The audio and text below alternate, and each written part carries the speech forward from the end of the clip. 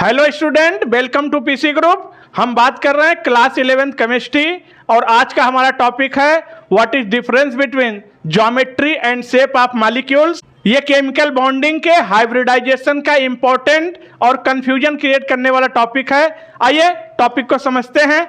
Geometry और shape में क्या डिफरेंस होता है। कई बच्चे ये सोचते हैं ज्योमेट्री और शेप एक ही बात होती है, लेकिन ऐसा नहीं है। ज्योमेट्री और शेप में जमीन आसमान का फर्क है। कैसे हम पता करेंगे कि ज्योमेट्री मॉलिक्यूल का क्या है और उस मॉलिक्यूल का शेप क्या है। क्या कभी ऐसा हो सकता है कि मॉलिक्यूल का ज्योमेट्री और शेप एक ही आ जाए? तो इसका आंसर है यस। एक सिचुएशन ऐसा होता है जब ज्योमेट्री और शेप एक ही हो सकता है, बाकी किसी भी सिचुएशन में ज्योमेट्री और शेप बराबर नहीं हो सकते। ज्योमेट्री अलग होगा, शेप अलग होगा। एक चीज हमेशा याद रखना, जब हम बात ज्योमेट्री की करते हैं, ज्योमेट्री की, तब हम दो तरह के इलेक्ट्रॉनों को देखते हैं। एक तो बॉन्ड पेयर और दूसरा lone pair of electron.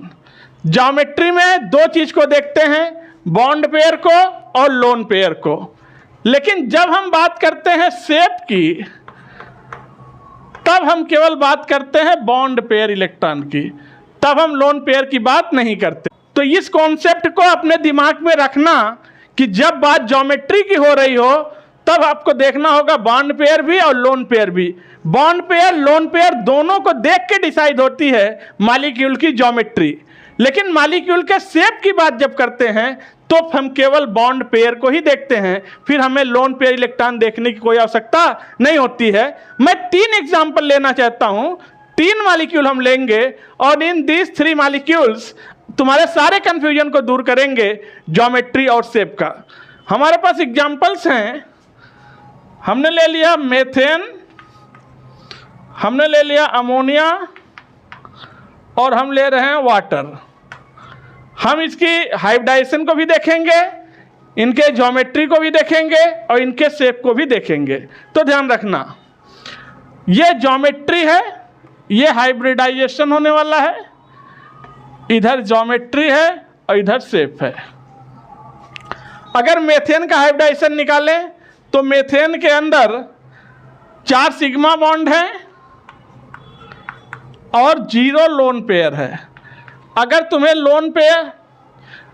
Hybridisation निकालने ना आता हो तो जरा भी परेशान मत होना, केवल यूट्यूब में सर्च करना हाइब्रिडाइजेशन ट्रिक पीसी सर, वो वीडियो आ जाएगा। उसमें हमने लोन पेयर इलेक्ट्रॉन निकालने का भी ट्रिक सिखाया है, सिग्मा बॉन्ड निकालने का भी ट्रिक सिखाया है, हाइब्रिडाइजेशन निकालने का ट्रिक है। एक ही वीडियो से, लगभग 10 मिनट का वीडियो होगा, तो एक ही वीडियो से आप हाइब्रिडाइजेशन निकालना सब कुछ सीख जाएंगे। तो यहाँ पर आ गया वैल्यूज 4 और 4 पर हाइब्रिडाइजेशन आता है sp3।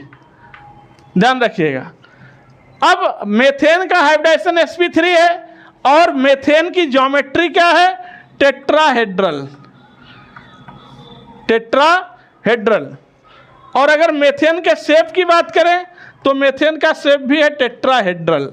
ध्यान रखना, मेथेन की ज्योमेट्री भी टेट्राहेड्रल और मेथेन का शेप भी टेट्राहेड्रल। अब आप कहोगे सर आप तो कह रहे थे ज्योमेट्री और शेप अलग अलग होता है, यहाँ तो ज्योमेट्री और शेप दोनों सेम आ रहा है, ये भी टेट्राहेड्रल ये भी टेट्राहेड्रल। बेटा ये केवल एक ही सिचुएशन है जब ज्योमेट्री और शेप बराबर आ रहा है, तब जब मॉलिक्यूल में लोन पेयर इलेक्ट्रॉन 0 है। अगर मॉलिक्यूल में लोन पेयर ऑफ इलेक्ट्रॉन 0 है, यानी मॉलिक्यूल में लोन पेयर इलेक्ट्रॉन नहीं है, तो जो ज्योमेट्री होगा वही शेप होगा। ये ओनली सिचुएशन होता है। अब जरा ये अमोनिया में निकालते हैं। अगर हम अमोनिया की बात करें तो अमोनिया में 3 सिग्मा बॉन्ड है और इसमें 1 लोन पेयर इलेक्ट्रॉन है, तो टोटल वैल्यूज कितना हो गया? 4। तो अमोनिया का हाइब्रिडाइजेशन क्या आएगा? sp3। ठीक। अब sp3 पर इसकी ज्योमेट्री तो अमोनिया की टेट्राहेड्रल है, अमोनिया की ज्योमेट्री टेट्राहेड्रल है, लेकिन यहाँ पर अमोनिया का शेप टेट्राहेड्रल नहीं है क्योंकि इसमें 1 लोन पेयर इलेक्ट्रॉन आ गया। तो अब इसका शेप हो गया पिरामिडल। अमोनिया का शेप क्या होता है? पिरामिडल। देखिए, अमोनिया की ज्योमेट्री टेट्राहेड्रल और अमोनिया का शेप पिरामिडल। जरा वाटर में देखते हैं। वाटर में सिग्मा बॉन्ड निकालते हैं तो यहाँ पर 2 सिग्मा आएगा और 2 लोन पेयर आएगा, तो टोटल वैल्यूज 4 पर हाइब्रिडाइजेशन sp3। देखना अब यहाँ पर वाटर का ज्योमेट्री टेट्राहेड्रल है, लेकिन वाटर का शेप टेट्राहेड्रल नहीं है, क्योंकि इसमें 2 लोन पेयर आ गया। अब इसका शेप हो गया बेंट शेप, बेंट, और बेंट या इसी को बोलते हैं वी शेप।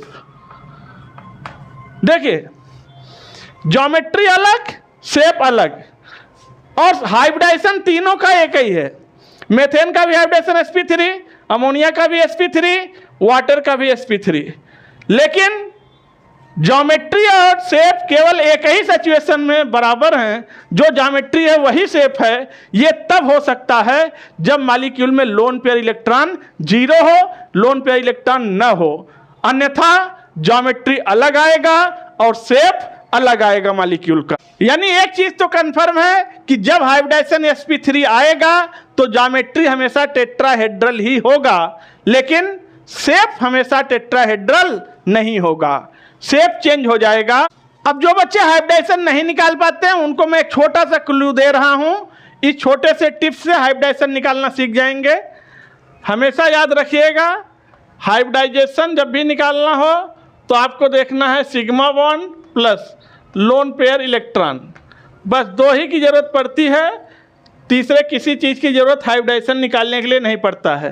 पाई बॉन्ड की ज़रूरत कभी नहीं पड़ता हाइब्रिडाइजेशन के लिए। हमें सिग्मा बॉन्ड चाहिए, लोन पेयर चाहिए, इन दोनों को निकाल लो और दोनों को जोड़ो।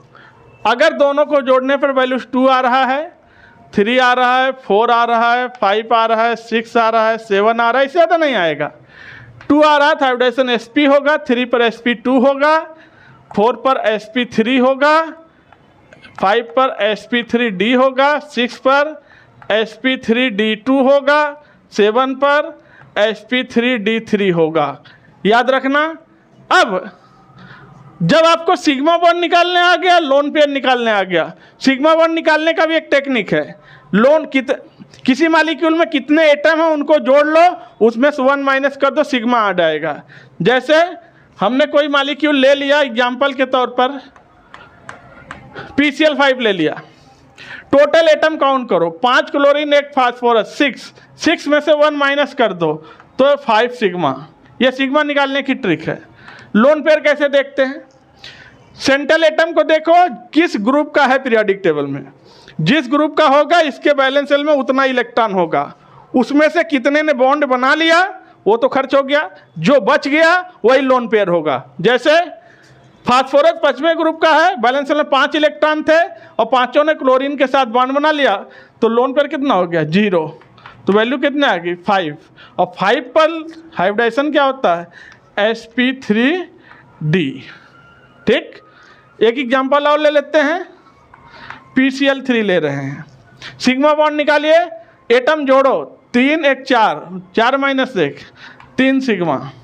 लोन पेयर निकालो, फास्फोरस 5वें ग्रुप का है, बैलेंस शेल में 5 इलेक्ट्रॉन, 5 में से 3 क्लोरीन के साथ बॉन्ड बनाने में खर्च हो गया, बचा 2 इलेक्ट्रॉन, 2 का मतलब 1 लोन पेयर, तो कितना आ गया? 4। और 4 पर हाइब्रिडाइजेशन कितना होता है? sp3। तो इस तरह से किसी भी मॉलिक्यूल का हाइब्रिडाइजेशन निकाला जाता है। तो आज की वीडियो को यहीं पर रखते हैं। आप लोग वीडियो को लाइक कर दीजिए, चैनल को सब्सक्राइब कर लीजिए, बेल आइकन प्रेस कर दीजिए और कमेंट करके बताइए वीडियो आपको कैसा लगा। फिर आपसे मिलते हैं नेक्स्ट वीडियो में, तब तक के लिए थैंक यू, टेक केयर।